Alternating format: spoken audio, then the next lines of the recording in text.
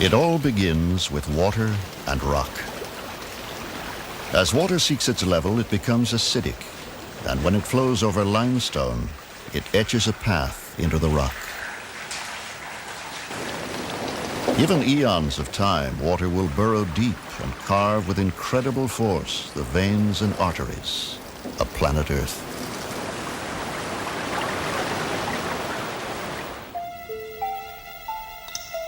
So the underworld of caves is born. And after torrents have done their work, patient drops do more wonders in 1,000,000 years or so. Look now on a landscape no one dreamed existed just a few years ago. Here are bizarre and fantastic treasures that stun the eye and strain the imagination.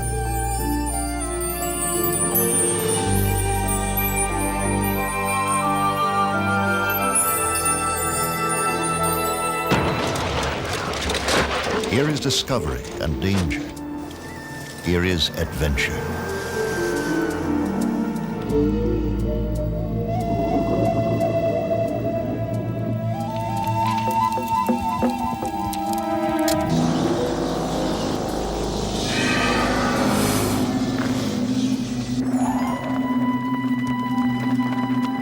In New Mexico, members of a National Geographic Society expedition explore the world's newest and most exotic major cave. They are following one of man's most ancient imperatives, to seek and understand the unknown.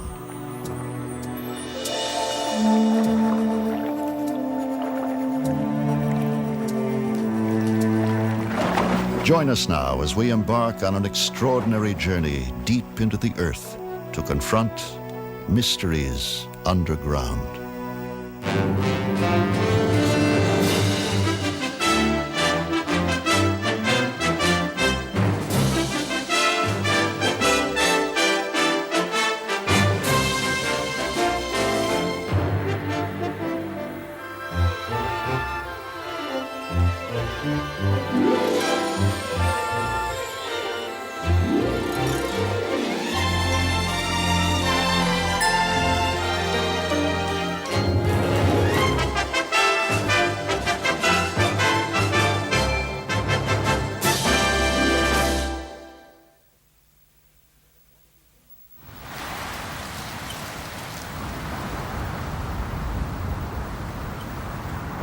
In the Guadalupe Mountains of southern New Mexico, an awesome giant has lain hidden for 1,000,000 years.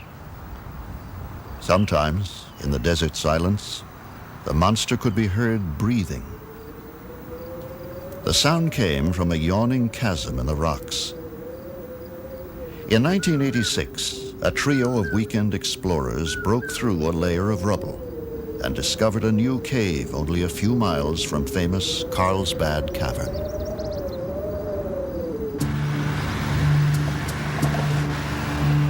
Although the cave entrance lay inside Carlsbad Caverns National Park, park officials allowed qualified cavers to explore it.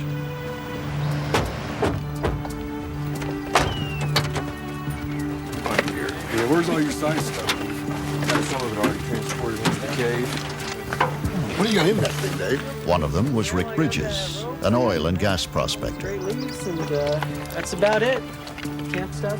You got all the science gear, Kim? Yeah, most. Now, Bridges leads a hand-picked team of experts, like rock climber Dave Jones, on the 25th expedition to Lechuguilla. You got the survey gear in? Let's see, data logger and the... Research geologist Kim Cunningham will handle the science studies for the expedition. So it's... Nuclear test engineer Ann Strait is an expert in surveying and mapping caves. And specialist cameraman from England, Sid Peru, will be the first to document Lechuguilla on motion picture film.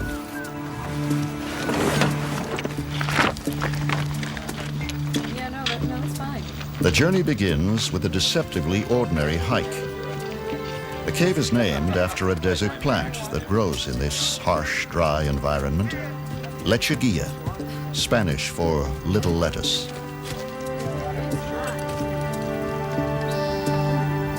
40 people will support the venture, including 2 support teams to pack in supplies and batteries for photographic lights. On high rope!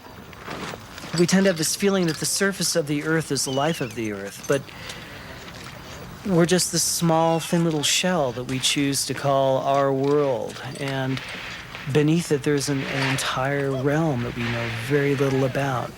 And we can, if we choose, enter that realm, and we can and learn something from it.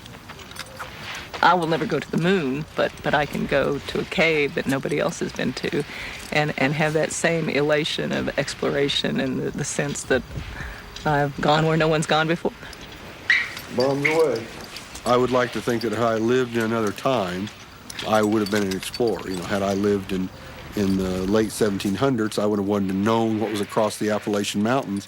If I'd have been around when Lewis and Clark went to the coast, I'd have liked to have gone with them, you know. And I think most people that cave at this level and do this kind of exploration feel that way. Here, Bridges and his companions excavated to break into Lechuguilla for the first time.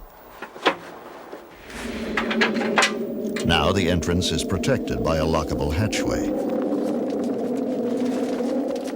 Through this tiny aperture, the cave breathes, blowing air out or sucking it in to equalize with the barometric pressure above ground. Winds up to 60 miles an hour howl out of here, hinting at the vast underworld below. Today, this is Lechuguilla's only known entrance, and there may never have been another. For 1 million years, this place has lain undisturbed. In a real sense, it is a primordial world, untouched by all but microscopic forms of life. On rope! Whew, it's a long ways down. See you guys on the bottom. Dave Jones starts down the 150-foot pit called Boulder Falls. It was here that the first explorers realized what a vast place they had discovered. As you progress down, it gets steeper and steeper, and pretty soon you're free hanging, but your feet are still against the rock. And all of a sudden, you rappel by this little ledge, and there's no more rock, and there's nothing in any direction.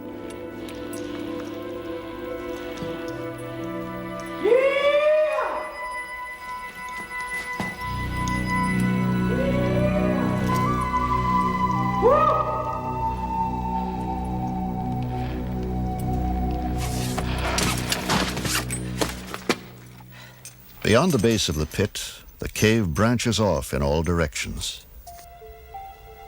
Only computer imagery can portray this labyrinth.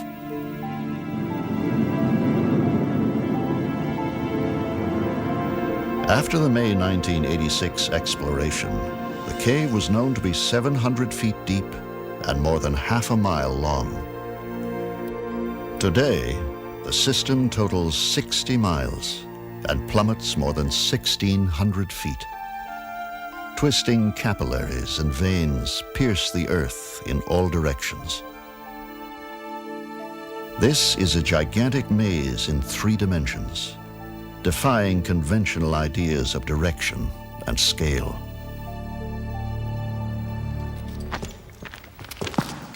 Footprints remain forever in this fragile environment. Plastic ribbons keep cavers on main trails. Expeditions into Lechuguilla have been likened to exploring Everest, only in reverse. What's that one here? The team is headed for base camp, still hours away.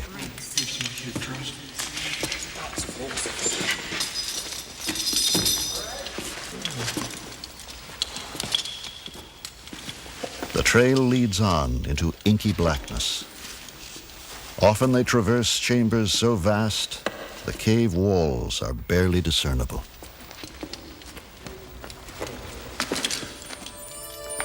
Gypsum crystals sparkle along the route.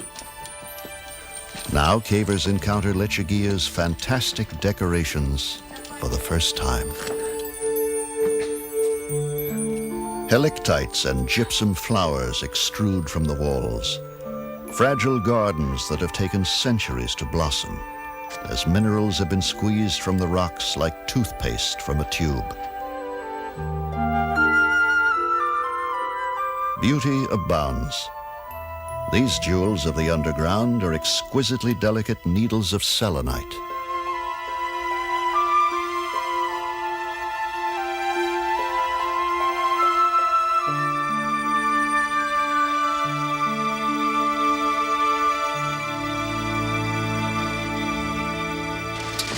This had the test tubes in it? This got the biotubes and got it here. With the constant maneuvering up, down, and through the cave's difficult terrain, 50-pound backpacks become painful burdens.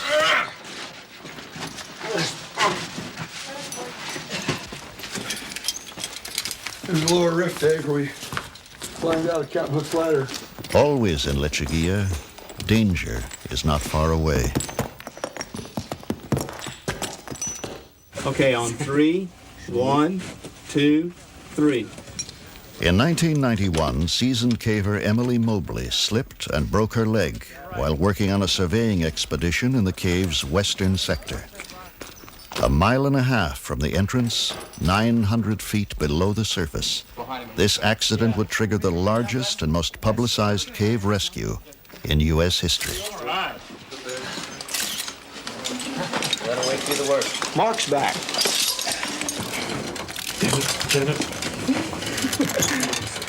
That's a good speed, guys. Great. 100 experienced cavers summoned to the scene would labor 4 arduous days to bring her to safety.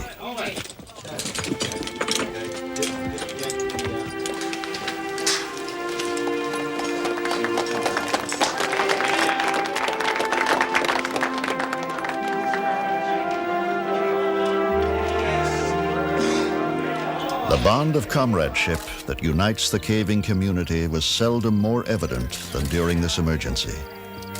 Every caver knows and instinctively responds to the code of the underground, that only cavers can save and protect each other. Let's hear it for everybody.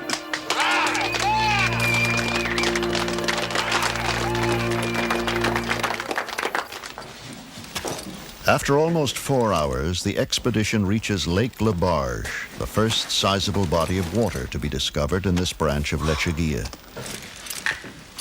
Beautiful. You know, one of the greatest sights in caving, eh? That's fantastic. This is Lake Labarge. Yeah. The large world. It's easier now. Beautiful. On the road!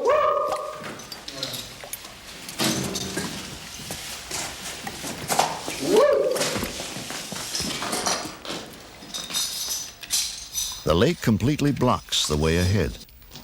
Cavers had to wade it until they found a detour. Tricky, but possible.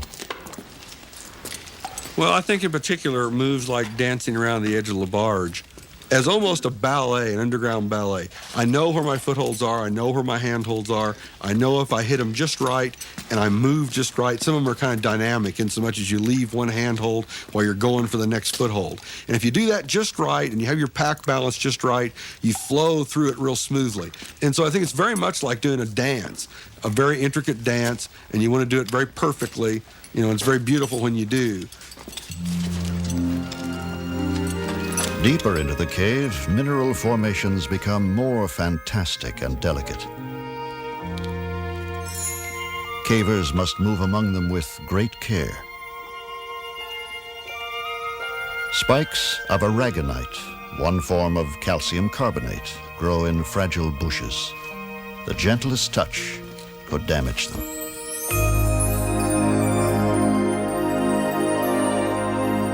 There is infinite contrast here. The now famous Chandelier Ballroom is one of caving's classic beauty spots. Plumes of gypsum sprout from the ceiling, some as long as 20 feet. The most dazzling examples of their type ever found.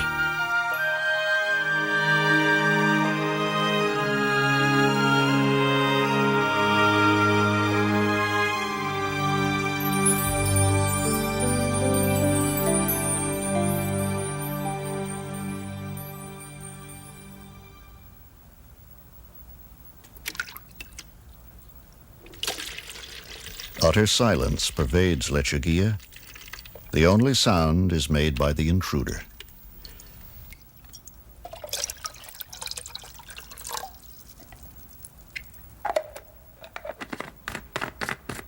In the constant 68-degree temperature and high humidity, dehydration is always a threat. Anybody else need any hot water? For some, the notion of life with almost a quarter-mile of rock overhead can be oppressive, even terrifying. But cavers like Bridges relish the experience. It's almost like coming back to home after you've been gone for a while. It's a very comfortable feeling to me, particularly in that particular cave. And you know, it's a sense of isolation. The world becomes very simple. Here, there is no day or night. If they ignore the time, cavers tend to stay awake and sleep for longer and longer periods.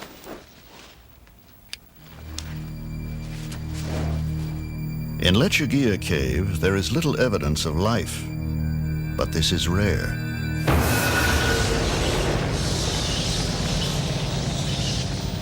Many caves harbor a hidden kingdom of creatures, dominated by bats. Bats thrive in darkness. They navigate not by sight, but by subtle patterns of reflected sound.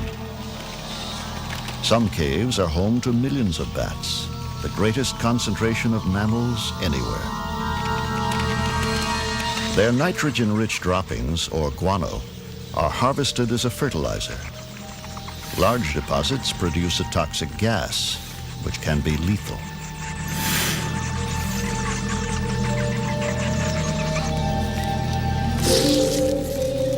Mountains of bat guano support the intricate food chain underground. Sometimes an injured bat or a baby falls into the guano and itself becomes food. Within minutes, the bat is reduced to a skeleton.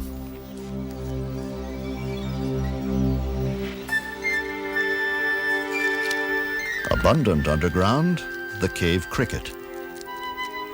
Crickets spend much of their time gathering food outside their caves, but inside they perform a vital role as scavengers.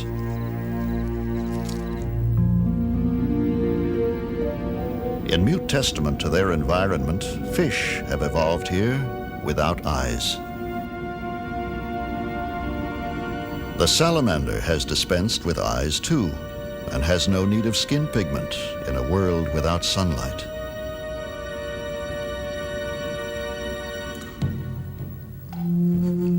People have probably always found shelter in caves.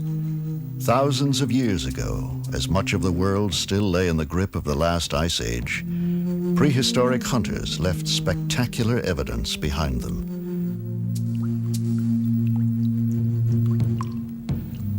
The human spirit was born and nurtured here, its expression etched on walls of stone.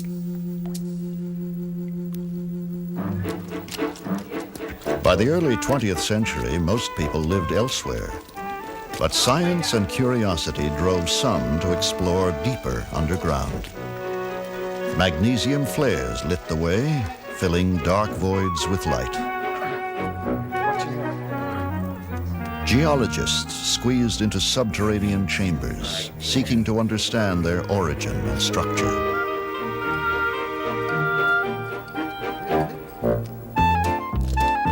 And soon, the ancient lure of caves was turned to profit. Tourists went underground. Then and now, humans have been compelled to seek out caves and to combat the gloom with gay defiance.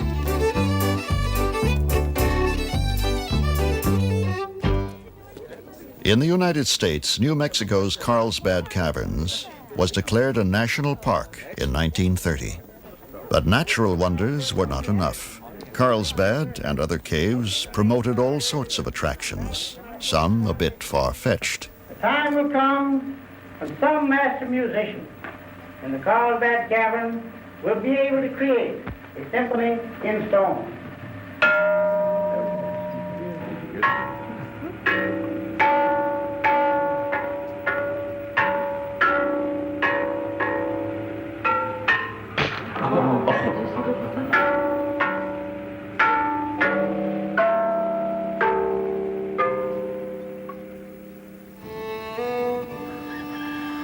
Many parts of the world are known for caves. Because most lie on limestone bedrock, the soil is often thin and life is hard.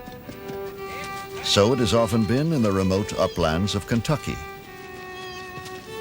But the automobile brought a new source of wealth. City folks eager for amusement. Everyone who owned a cave hung up a sign. Each was touted as being bigger and better than the others. The so-called cave wars spurred bitter feuds and even violence. Crystal Cave belonged to the Collins family, but it was too far from the beaten path to prosper. 37-year-old Floyd, one of the Collins boys, was determined to find a cave closer to the highway. He set off alone on a cold winter morning in January 1925 and squeezed into a narrow, twisting crack in the earth never before explored. 100 feet or so into the tight passageway, Floyd dislodges a rock that falls on his leg and pins his left foot.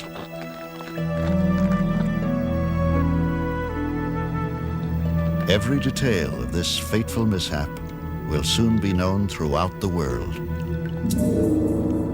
Struggling to free himself, Floyd becomes more tightly wedged. His arms are pinned at his sides. He can do nothing but shout for help. 24 hours later, Floyd's cries are heard. A younger brother, Homer, manages to reach him. Coffee and sandwiches revive Floyd, but no amount of tugging or pulling will set him free. Would-be rescuers knock down more dirt and rocks.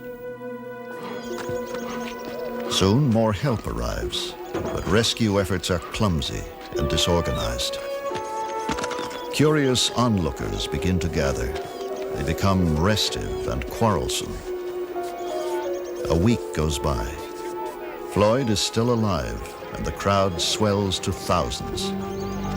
It becomes a carnival.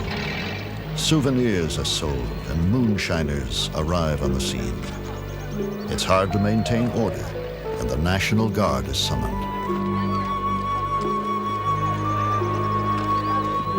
Skeets Miller, a 21-year-old newspaper reporter, braves the tortuous passage 7 times to comfort Floyd and describe his plight. Miller takes down food and drink and an electric light bulb to keep Floyd warm. In bitter cold and rain, little more can be done for him. When a cave-in blocks the passage, a rescue shaft is begun. People all over the country join Floyd's family in prayer.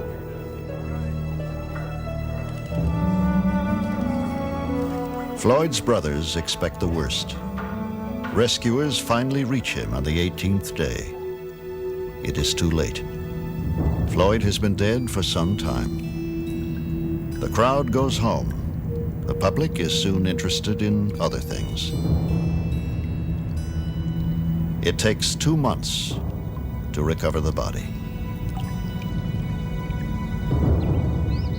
The rock that trapped Floyd was not a boulder, but a mere 27-pound stone, shaped like a leg of lamb. His death left a legacy of fear of the dark, mysterious underground that haunts many to this day.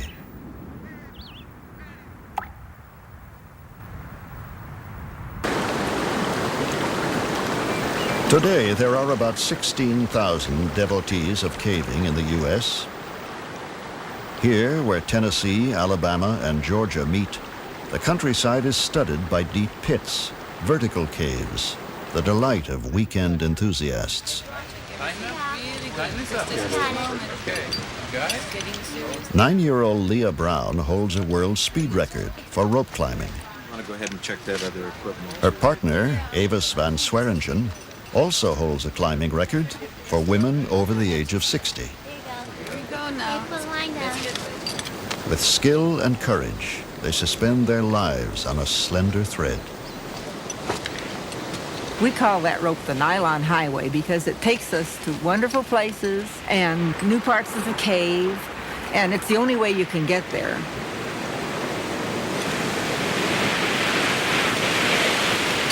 If I'm the first one down a drop, and I have been the very first person to ever go down a drop, if we can't really tell if the rope reaches the bottom, the person who goes down first wears their climbing gear too, so that you can put your climbing gear on the rope and come up. Also, we put a knot at the bottom of that rope, so we can't rappel off the end of it, which has happened to people. I like the deep pits because when they're deep, you get to go fast more. That's why I like the deep pits. Because the short ones, you don't get to go fast very long. The first time I did it in a pit, it was only a 90-foot pit. And I didn't get scared. I don't get scared very easily. I like going fast. When I go down fast, the floor is real tiny and then it starts getting bigger and bigger. And I like to watch that.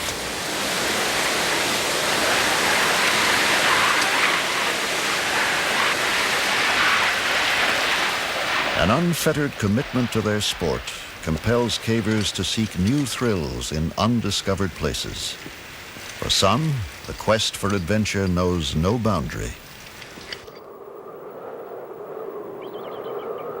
The Austrian Alps, a fifth of the world's deepest caves, are located here, high in the mountains. These ice caves are 5,000 feet above sea level. They are natural deep freezes where ice remains even in hot summers.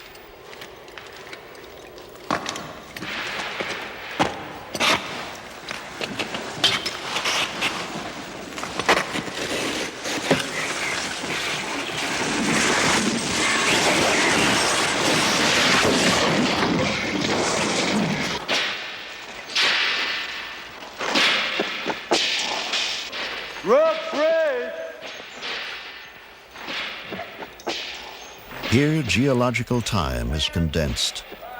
We can witness the growth of ice formations in short periods of months or years, which in their stone counterparts would take centuries.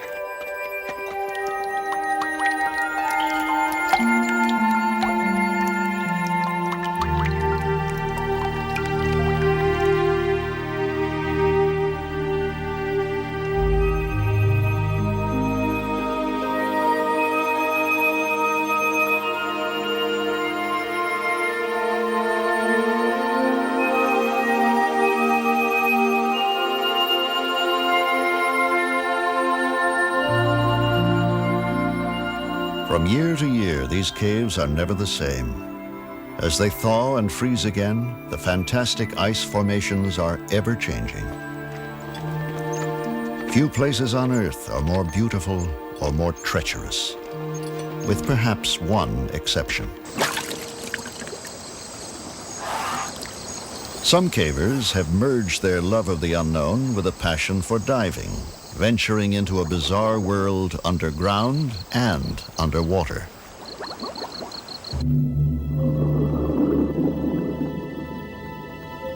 Originally formed above sea level, these caves became submerged about 10,000 years ago as the last ice age retreated. They are now 70 feet beneath the surface.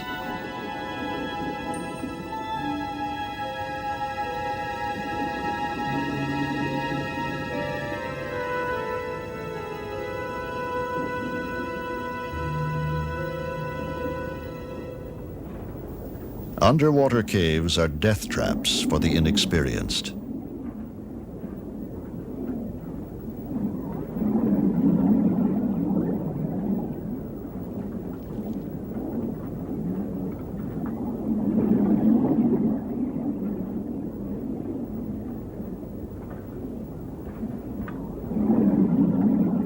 But from time to time, tempting fate can have astounding rewards. In 1990, when exploring a submerged tunnel off the Mediterranean coast of France, a professional diver surfaced in a hidden chamber. he found a treasure chest of art, perhaps 18,000 years old. Paintings and engravings depict animals that roamed southern Europe before the last great ice sheets melted. Some experts question the authenticity of the art, but close examination is impossible. Cosquer Cave is a place of haunting mystery. To protect it, the cave is now sealed by order of the French government. In time, a new entrance may be built and the truth known.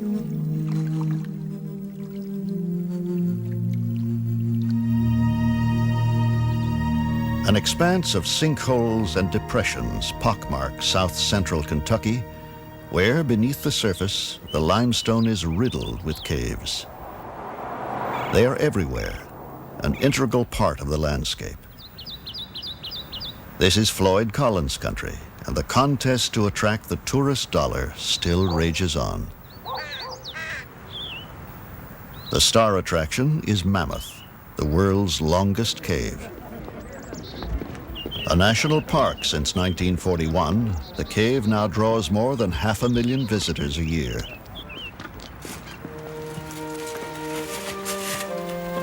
Back in the 1800s, tour guides here were often black slaves.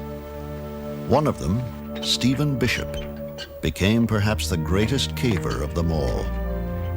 On his own, with little more than a lamp, a rope, and a sketchbook, Bishop explores the depths of Mammoth Cave. He creates a surprisingly accurate map of this complex underground maze. Deep in the cave, Bishop is confronted by a gaping void that came to be known as Bottomless Pit.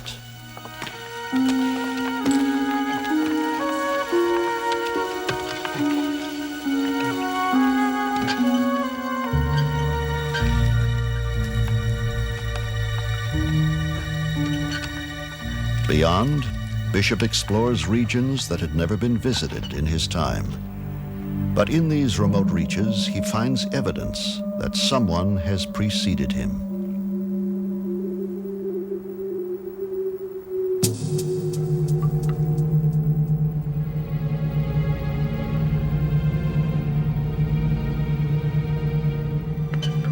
Some archaeologists believe that Stephen Bishop may have also encountered one of Mammoth's most compelling mysteries. Trapped under a boulder are the ancient remains of a human being. Not for another century would the mummified body be rediscovered, and then, as the technology became available, removed from beneath the 6-ton boulder. A sensation in its time, the mysterious body would be on public display for years and given the name Lost John. 2,000 to 3,000 years ago, this man was digging around the base of a heavy rock when it dislodged and crushed him. What was he doing here? How did he get here? No one believed that ancient humans could have ventured this far into the forbidding depths of Mammoth Cave. Today, new evidence helps to answer these questions. Archaeologist Ken Tankersley has spent years investigating the traces of ancient humans in Mammoth. Armed with cane reeds collected near the park, Tankersley simulates the methods prehistoric explorers would have used here.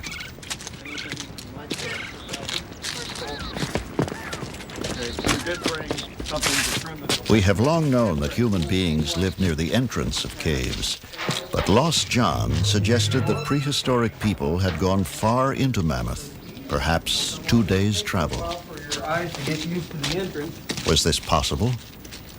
At first, Tankersley himself had doubts. I'm always amazed when I think about what it takes for us to go into a cave. We wear a hard hat, we wear our caving lamp, whether it's electric or carbide, and we carry 2 sources of backup light. We wear enough clothing to ward off hypothermia. These people wore virtually nothing. Loincloths at best, probably most frequently based on what we've seen in the cave in terms of human remains. These people were naked, carrying nothing but cane reed torches.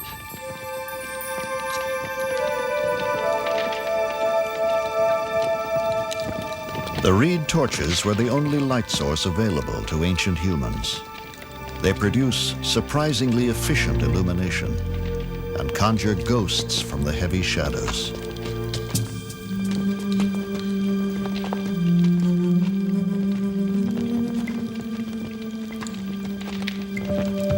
Their daring was incredible. For humans, light is life in a cave. But these explorers traveled up to 12 miles with nothing but reed torches between them and a horrible fate. Their pathway can be followed even now. Watch your step coming in. A trail of burned torch fragments leads Tankersley and his companions to a cavity in the rock face. Digging marks and a crude implement are evidence of some kind of activity here. That's magnificent. Notice the cut edge. A primitive tool, one of dozens found deep in the cave. What was it used for? Another clue. A rich seam of selenite crystal courses through the rock face nearby. Specimens that we found on Campbell Ledge. These findings prove that prehistoric people were engaged in widespread mining of crystals throughout the cave. The scale of the operation was staggering. Tons of material were removed. The mining continued without interruption for over 1,000 years.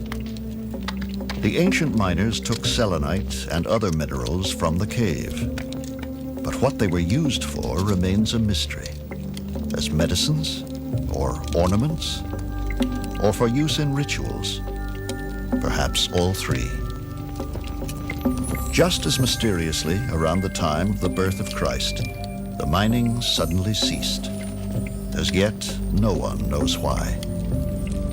All that remains is abundant evidence that they once were here, driven by needs and desires we may never understand. To our right down below is the famous bottomless pit. For many, many years, lights were not sufficient to reach the bottom. Visiting Mammoth today is a journey through time. Imagine. But as they are guided along comfortable tourist trails, few visitors can imagine the tortuous passageways that lie beyond them. Not knowing the true depth of the pit, or what lay on the other side. Reaching the other side, they were surprised to find an avenue over there and more cave. This opened up the doorway to the vast unknown mileage that we call Mammoth Cave. Mammoth Cave Ridge skirts the Houchins Valley. On the other side, beneath Flint Ridge, lies another cave network, once shrouded in mystery. Here, 40 years ago, one of the great exploits of cave exploration began. In the 1950s, a group of weekend adventurers began an intensive probe into the secrets of Flint Ridge. There had long been talk of a vast underground system that might link all the caves in the area. It began as an exciting pastime. It became a grueling obsession. Over the years, hundreds of men and women took part. There were untold yards of muddy crawlways. There were pits and crevices and mazes from which there seemed no escape. Flint Ridge developed its own colorful place names: the Corkscrew, Shower Shaft, Agony Avenue. But the cave grew until Flint Ridge alone was pushed to nearly 90 miles. And if it could be connected to Mammoth, then this was the underground Everest, by far the longest cave in the world. In the summer of 1972, a team entered Flint Ridge to probe a tantalizing passage that led toward Mammoth. It took 7 hours to reach the end of the known passage. Then they tackled what would be called the tight spot. It seemed impenetrable.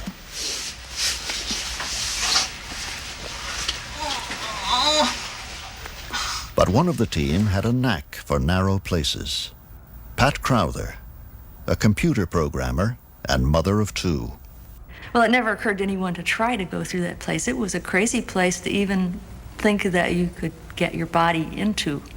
The tight spot was a very tiny vertical crevice out the bottom of a small indentation in the floor. And if you just casually looked down into the hole and saw that crack, you would say no one could possibly fit in there. Somehow, Crowther squirmed through. 6 weeks later, miles beyond where anyone had gone before, a chilling but significant discovery was made. In a mud bank were the initials PH, scratched there by Pete Hansen, a long-dead tour guide. He could have come here only from the Mammoth Cave side. Carpenter Richard Zoff was in the group and recalls the impact of the discovery. We had the feeling that we had found the passage that was going to take us into Mammoth Cave, but we hadn't done it. We had seen virtually a mile of passage, but we didn't know exactly where it went. And we plugged along, and we plodded along, and we surveyed, and we surveyed, and we surveyed. 10 days later, the group tried again, reaching what they now called Hansen's Lost River in 9 hours. Excitement and exhaustion dominated the thoughts of leader John Wilcox. The worst thing we feared was that the passage would descend so that the water would come clear to the ceiling. And it sure looked like that was what was happening. The water was getting deeper and deeper, and the ceiling was coming down. We're getting bent over, scrunching our backs up against the ceiling, trying to keep from getting our chests wet. And it was getting so wet that I told the rest of the party, wait here, I'm going to go look ahead a little bit, because I know if I get completely wet, I can get out of the cave, but I wasn't sure everybody else could. And just go as far as I can, and trying very carefully not to get my chest wet, and, not to put my light out and so forth. I don't have a good sense of the time, but John only went, a few feet, went ahead for 30 seconds, and then there was a pause, and it's like, what's happening, John? And John says, the passage is opening up. And, well, should we come ahead? From that low point, the passage just immediately opens into a huge Echo River passage. And eventually, my eyes adjusted enough, I could begin to see a wall clear across the passage, 100 feet away, perhaps. And there was a bright, shining, horizontal line along the wall, which is something that you don't see in a cave. You don't see any straight lines. And it had these vertical lines underneath it. I realized that was a handrail. We had come out on a tourist trail. All of a sudden, John shouted, "I see a tourist trail." And those words just electrified the party. It was kind of like someone yelling fire in a theater. Everybody just surged forward. And we realized that we had made the connection. Achieving the dream of decades, they had connected 2 great subterranean systems. Today it is a cave with 340 miles of passageways. It's one of these complete victories that you don't often achieve in life. Usually things are shades of gray, in your professional work or your personal relations with other people or whatever. In climbing a mountain, sometimes you have a clear-cut victory. Either you reached the top or you didn't. And this was one clear-cut victory in my life where, by golly, we went in the Flint Ridge side and we came out the Mammoth Cave side. It was a strange and lonely victory. After a grim struggle in the dark subterranean river, they emerged in Mammoth Cave at 1 a.m.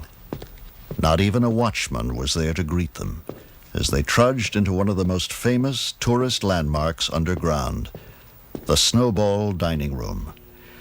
And they would complete their historic trek with sublime ease, riding to the surface in an elevator. There was no fanfare, no waiting reporters, but they were still overjoyed. Like all cavers, in victory or defeat, they were used to being on their own.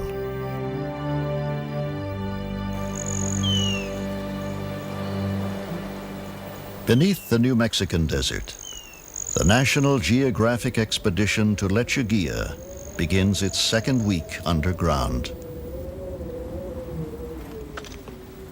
The cave's beauty is now legendary, but there is more to discover here. High on a hill deep within the heart of the cave, a mystery unfolds. Sulfur is prevalent here and in other regions of the cave.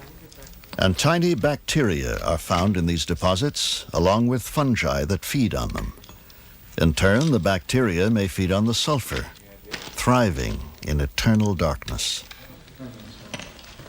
Evidence indicates an unusual genesis for Lechuguilla. As hydrogen sulfide rose from below, it mixed with oxygen in water or air, forming sulfuric acid. This potent chemistry gradually ate through the limestone, creating the cave from the bottom up.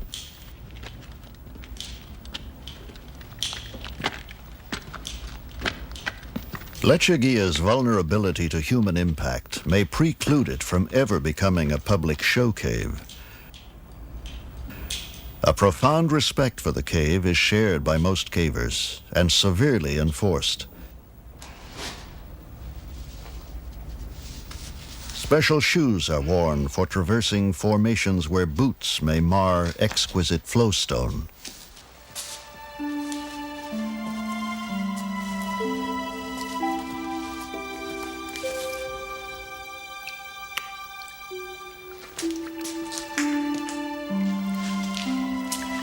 Stalagmites of calcite line the shores of the Pearlsian Gulf, so called because of the thousands of pearl-like formations found here.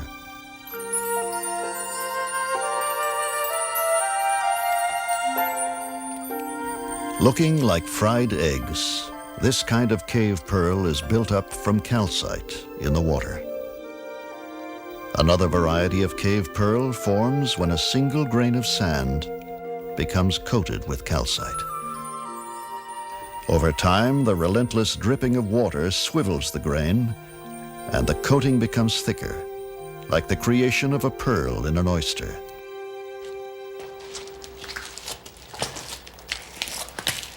Lake Castrovalva guards a remote corner of the cave. The only way across is to swim. But the conservation creed demands that no dirty clothing soil its purity.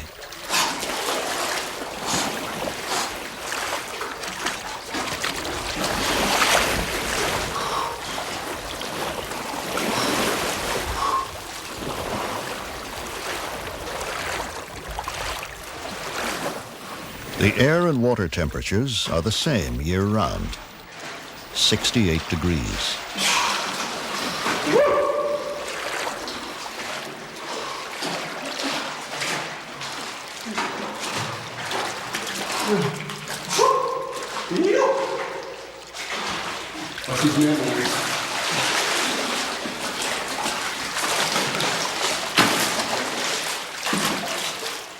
Intricate stone formations border the edge of the lake, slowly deposited by waters rich in calcite.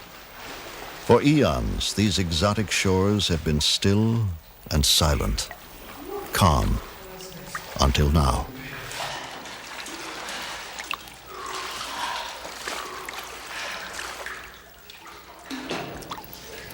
Light on the station. The primary function of any expedition is to explore and survey the cave, to produce a detailed map.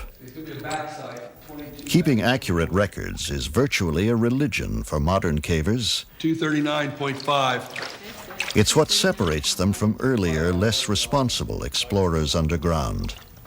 +4. +4. Finding something new is the first great thrill of caving. The second comes later, finding the way out. Each night, the latest survey data are typed into the computer to produce an updated map. both at the same time. Yeah, it's fairly coarse. The ancient skeleton of a ring-tailed cat. Kim Cunningham examines one of the riddles of Lechuguilla. But it's a mystery. I mean, altogether, it's a mystery how he got down here. We're 1,000 feet below the surface, many vertical pits and long passages to get here, so he was a heck of a caver. He's evidently died right on the margin of this old pool system here, so I would imagine possibly he was alive when he was down here, came to the pool to drink, only source of water he could find. And maybe the mineral content was very high. It was not a good pool to drink from, and that may have been what killed him. The only problem with these units is the amount of trash. The amount of carbon dioxide in the cave atmosphere is measured. If the level down here is the same as on the surface, it could indicate other openings yet to be discovered. Somewhere within the cave's vast system, the air is being disturbed. There is noticeable movement. Still, Lechuguilla refuses to yield its secrets easily. It remains alien and strangely beautiful.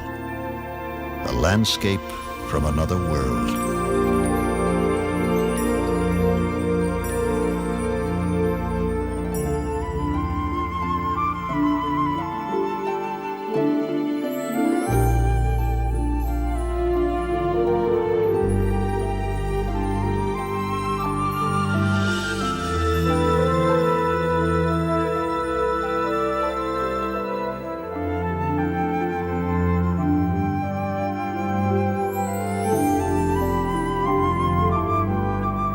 Lechuguilla's wonder is a fragile thing. What man can discover, he can easily destroy. Most of us may never see these enchanting caverns, and others that lie still undiscovered. But perhaps it will be enough to know that they are there. Lechuguilla now consists of almost 60 miles of breathtaking passageways. New discoveries continue, and there is no end in sight.